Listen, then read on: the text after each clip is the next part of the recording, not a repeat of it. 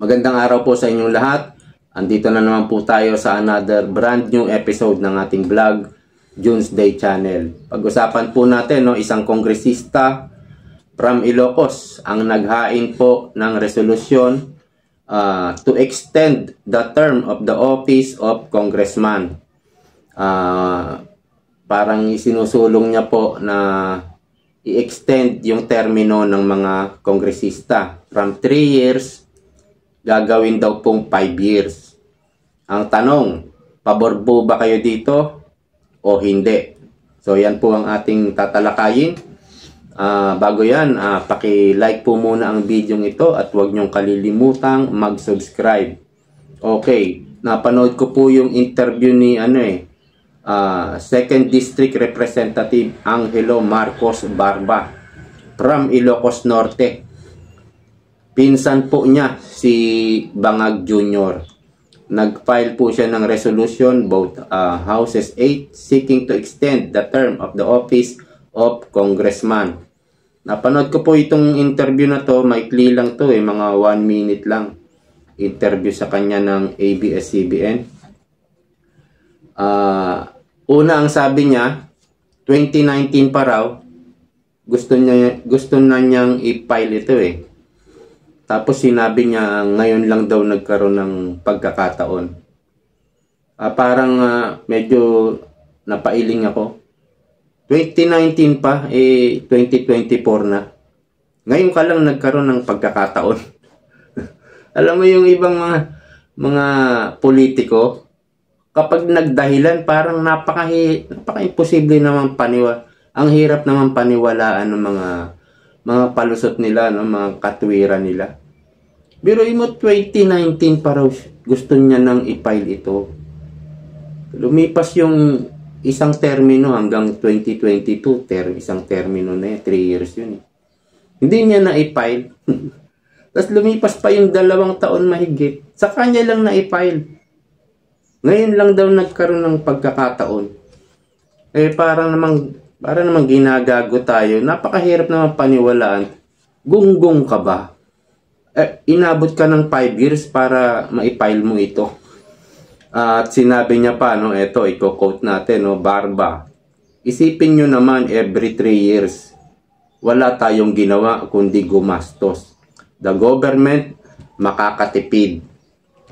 Kasi every 3 years nga naman, nagkakandak tayo ng election sa local.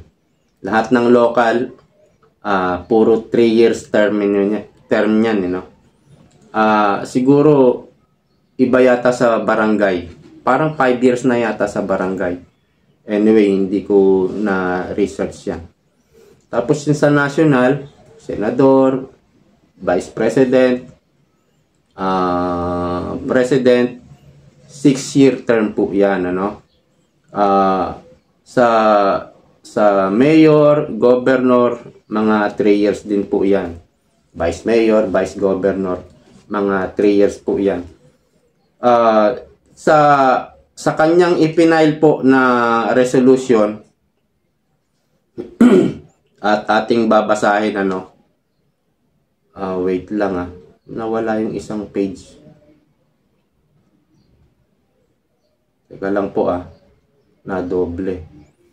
Dito po sa kanyang resolution, may inattach siya na 1987 Constitution, Whereas, under the Constitution, member of the House of Representatives shall be elected for a term of 3 years and serve for not more than 3 consecutive terms for a total of 9 years.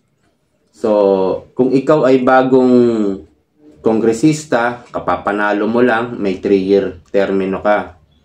Tapos, susunod na election, after 3 years, pwede ka ulit tumakbo. Okay? Hanggang pangatlong termino. So, 3 yun, bali 9 years. So, after nung 9 years, hindi ka na pwede nang tumakbo ng congressman. Okay? Pwede ka nang mag-iba. Pwede ka mag-vice mayor, o kung anong gusto mo. Pero hanggang 9 years ka lang. magpapalipas ka ulit ng isang termino, ng isang 3 years. After 3 years, pwede ka ulit tumakbo ng congressman. So, kung maka 3 consecutive years ka, hanggang doon na naman ulit. So, basta naka 3 consecutive years, hindi ka na pwedeng tumakbo. Itutuloy po natin. Whereas, the 9-year period is enough. Biruin nyo, no? 3 consecutive years nga, no? So, bali 9 years yun. 9 years is enough. Kung ano man agenda ang gusto mong isulong, kung anong batas ang gusto mong, 9 years is enough. Sabi ng 1987 Constitution. For the members to fully serve their constituents and their proposed legislative agenda are most of the time left unenacted due to various priorities. So, ito na yung parang pinaka gusto niyang mangyari, no? Whereas by extending the term of the office of member of the House of Representatives, the member will be given the opportunity to effect long-term planning, meaningful reforms, and policy continuity while in the office. The proposed amendment is to make the term of a member a period of 5 years, and a member may serve for 2 consecutive terms for a total of 10 years. So, ang gusto niyang mangyari, imbis na 3 years, gagawin ng 5 years. At doon sa 5 years, pwede ka pa ulit tumakbo ng pangalawang termino. Kung nanalo ka ulit, meron ka ng another 5 years. So, balik 10 years. Sa 1987 Constitution, 3 termino, meron kang 9 years. Upon a vote of 3/4, so kailangan buong Congress boboto, kailangan mo ng 3/4 votes of all its members pursuant to article and Constitution. Okay. Hindi pala 2/3. Ang alam ko dati 2/3. 3/4 ang kailangan mong boto para maipasa mo to. Meron pa akong isang page na nakalimutan i-save. Parang ngayon nakalimutan ko kasing i-save eh. Ang alam ko after ng 2025, kung ito ipapasa, 2025 election, after nun, saka magiging effective itong kung maipasa man to, doon magiging effective after election ng 2025. So, kung ito, si Angelo Marcos Barba ay last term niya na, meron pa siyang pagkakataon na tumakbo sa 2025 at last term niya na. Kasi nga, may sinabi siyang 2019. So, pang 6 years na niya to. Pang 2 termino na. 3 years na. Baka pwede pa siyang tumakbo ng 2025. So, last term niya na yon. Kaya siguro gusto niyang ma-extend itong pagkakongresista niya. At ito naman kasi, nag-uusap-usap naman yan yung mga congressman. Nagmi-meeting-meeting yan eh. Ang alam ko dyan, kung hindi yan utos ni Tamba,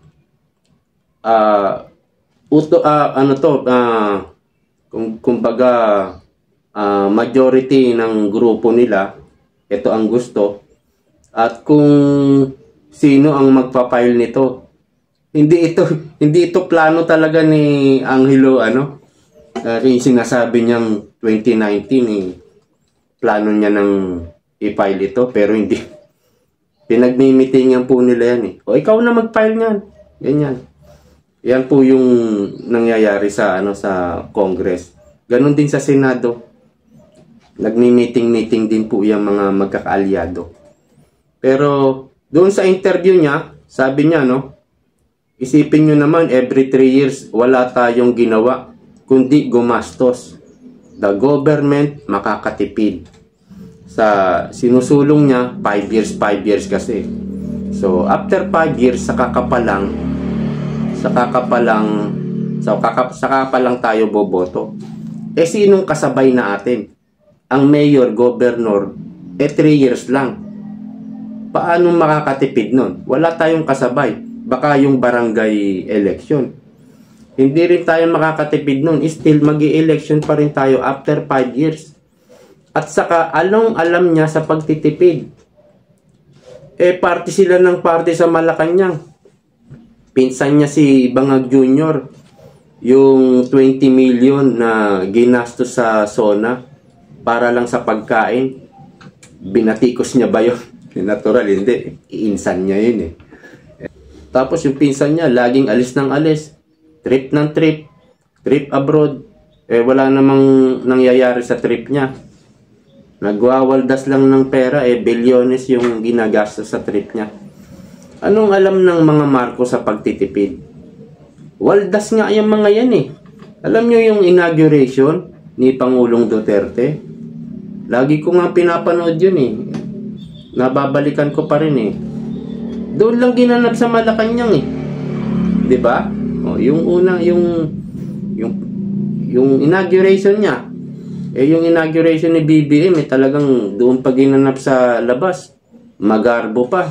Gumagastos pa doon sa Malacanang, wala nang kaunti lang ang gastos doon. Kung talagang yung dahilan niya na yan para makatipid, hindi, ang hirap din po paniwalaan. Ang hirap paniwalaan dito sa mga sa mga ito. Tawag nga na sa kanila kapit tuko na sa posisyon nila. Ayaw nang bumitaw. Mga buaya na masisiba, yan yung tawag na sa kanila. At napalitan na nila yung mga pulis. Sila na yung mga buaya ngayon. Nasa Congress na yung buaya, wala na sa mga pulis. Sila na may title nun. Siguro, yung ibang mga congressman, natatakot na rin, baka hindi na sila manalo sa susunod. Dahil nga dun sa flood control. Kasi dumadaan sa kanila yung proyekto, yung budget At marami rin daw pong kontraktor na congressman. Sila na rin ang nangungontrata ng project. At dumadaan sa kanila, pag sila ang nagbigay ng project, may komisyon. Sobrang napaka ng corruption dito ngayon. Hindi katulad kay Pangulong Duterte, medyo takot pa sila. Kasi pag nabingo nga sila, talagang tutuluyan sila. Matatanggal sila sa posisyon. Ihahabla sila sa ombudsman. So dito, hindi po ako pabor dito. Kasi ang congressman, marami sila Unlike sa Senado, 24 lang sa Senado. Vice President, isa lang. President, isa lang. Kaya mga 6 years ang term niyan Sa Congress, ang dami nila. So, kung maraming congressman, posibleng marami rin yung mga incompetence dyan, tamad, marami rin yung pwedeng magnakaw. Kaya ginawang 3 years yan.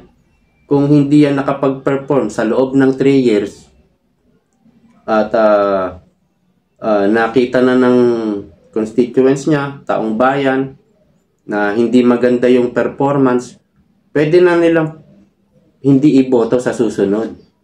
Kung gagawing 5 years, medyo matagal po yun. Kasi makikita mo na ang performance ng isang politiko kung poor sa loob ng pangalawang taon. Unang taon yan, hindi mo pa makikita. Pangalawang taon, wala pa rin nangyayari sa bayan nyo. Tapos may nababalitaan pa kayong mga corruption, anomalya. Sa susunod na eleksyon, pwede na silang wag iboto. Kaya 3 years lang yung kanilang termino. Karamihan, halos lahat ng local, barangay lang yata ang naiba na yata eh. Hindi ko lang sure. Kaya ginawang 3 years yan. Kasi marami sila. Maraming mayor, maraming governor. Senado, 24 lang. Vice President, President, isa-isa lang. Kaya ginawa silang 3 years. So, yun ang aking pananaw dyan. Hindi ako pabor dyan. Dapat 3 years lang sila. Dahil kung ang kalye nyo hindi naman nagagawa, walang proyekto, palitan na agad. Pwede nang palitan agad sa loob lang ng 3 years.